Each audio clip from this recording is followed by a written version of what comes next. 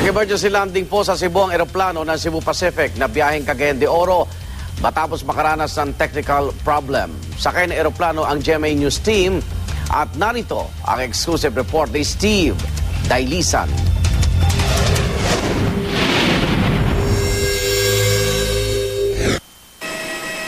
Gulat na gulat ang mga pasahero ng Cebu Pacific Flight 5J391 na biyaheng Cagayan de Oro matapos lumapag ang eroplano sa Mactan International Airport sa Cebu pasado alas 7 ng gabi nitong linggo.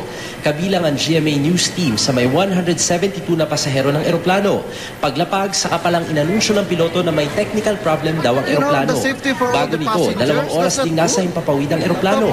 Bukod sa pag-alog, may kakaibang tunog ding narinig ang mga pasahero. Tapos during the flight po kanina, parang may tunog mo. Meron po. Parang nagmamaneuver siya, parang merong kakaibang tunog ng engine. Forte ng hapon dapat ang lipad ng eroplano mula Maynila pero pasado alas 5 na nakalipad matapos ibaba ang isang pasahero na hinimatay at nakaranas ng hirap sa paghinga. Sa Cebu, inabot pa ng halos 1 oras bago kami pinababa. Kaya sa terminal, nag-aalboroto ang karamihan sa mga pasahero. Natagalan pa bago humarap ang kinatawan ng Cebu Pacific para asikasuhin ang mga pangailangan ng mga pasahero. Sorry, it's not enough. You have to do something. Karapatan ko to. Kasi nagbayad ako, malaki yung bayad ko. Paano ako kung walang gatas? Hindi rin daw naging tapat ang piloto sa kondisyon ng eroplano habang nasa himpapawid. Kaya karon among meeting ugma.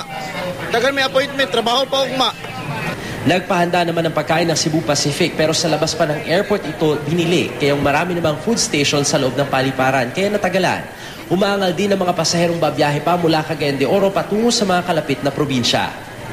Hindi na idinetali ng Assistant Terminal Manager ng Cebu Pacific kung anong klaseng technical problem ang dinanas ng eroplano habang nasa himpapawid. Pero dito raw sa Cebu piniling mag-emergency landing dahil liban sa pinakamalapit at may mahabang runway, mas handa raw tumugon sa emergency situation dito kumpara sa kalapit na probinsya. Hindi naman daw pababayaan ang mga pasahero.